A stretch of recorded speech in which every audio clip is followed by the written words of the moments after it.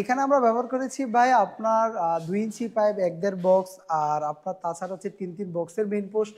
এই সবগুলো জিপি মালই আমরা ব্যবহার করেছি হচ্ছে ১৪ গেজ।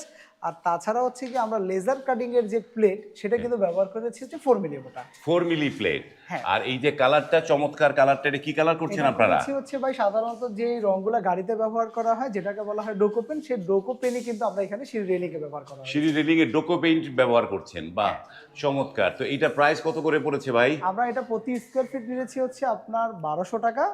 আর তাছাড়াও হচ্ছে আমাদের এখানে দেখা যাচ্ছে যদি কেউ প্লেটটা 3 মিলি বা জিপি মালের গেজ একটু কম দিয়ে করাতে চায় তারা কিন্তু আমাদের একটু কম প্রাইসের মধ্যে করে দিতে পারবে। হ্যাঁ।